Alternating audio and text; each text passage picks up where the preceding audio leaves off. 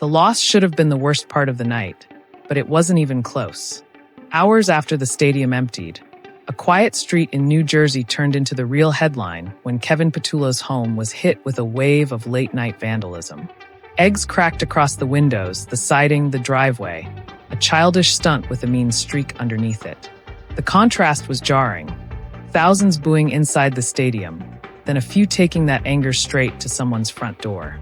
In one night, frustration jumped from the field to a family's home, and the whole tone around the team shifted from disappointment to something darker.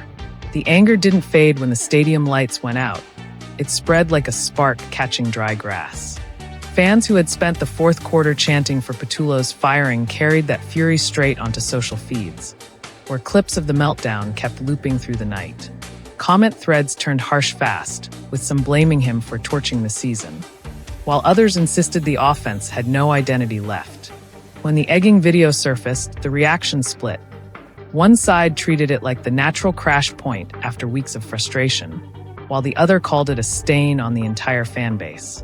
Rumors even started swirling that the team might tighten security because of how unhinged everything looked. By morning, it was clear this wasn't typical Philly passion anymore. It was desperation turning sloppy in public. It happened at 2:50 in the morning, long after the loss had settled into the city's nerves. The street was quiet, the kind of silence you only get in a suburb, until figures showed up near Petullo's driveway and started launching eggs at his house. The first clips online made it look worse. Some fans even claimed rocks were involved. But police later confirmed it was just eggs, still enough to leave a messy, deliberate mark.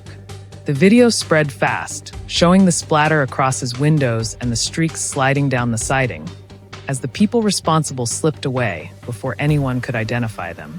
By sunrise, the cops had opened an investigation, neighbors were talking, and the Eagles' offensive coordinator suddenly found his home turned into a crime scene tied directly to the team's unraveling season.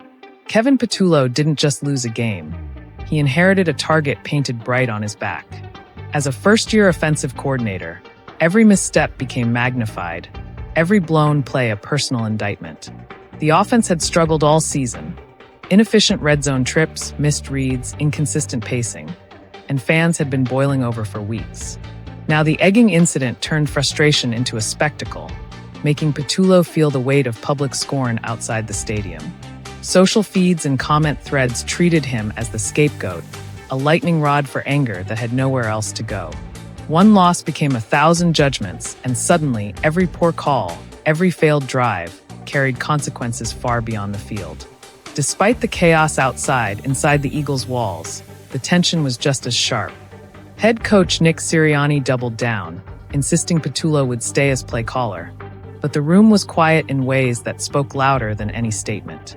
The offense had to fix everything at once, but confidence wavered with every snap, every dropped pass, every misread coverage. Staffers whispered about security concerns, and rumors swirled that police and even league officials were monitoring the fallout. The team's pressure cooker stretched beyond XS and OS, into personal space and private safety.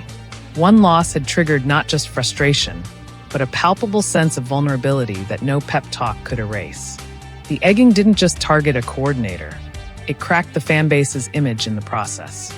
Social media lit up with both horror and, disturbingly, a few who cheered the stunt, turning a local act of vandalism into a national talking point. Suddenly, Philadelphia passion wasn't just intense, it looked reckless, even dangerous.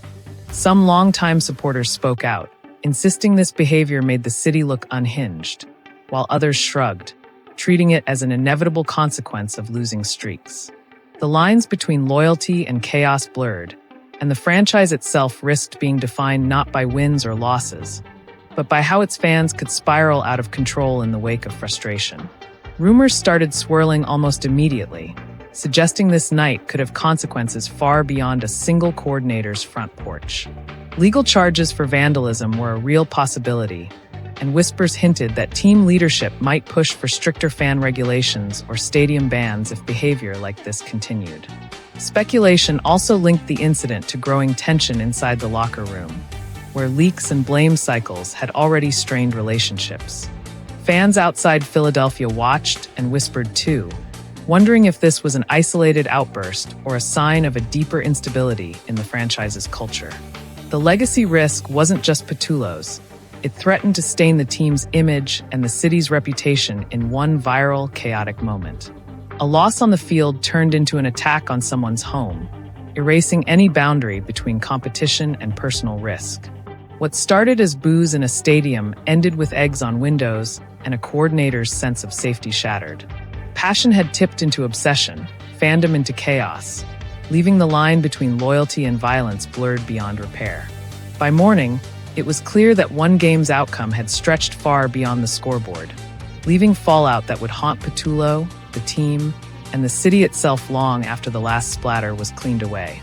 And just like that, a fan base's fury crossed the line, leaving one coach's home in chaos. The Eagles might regroup on the field, but the fallout from this night will be remembered far beyond the scoreboard. If you want daily updates on the wildest athlete drama and fan controversies, subscribe to ctrl+style now, smash that like button, and share this video before it disappears.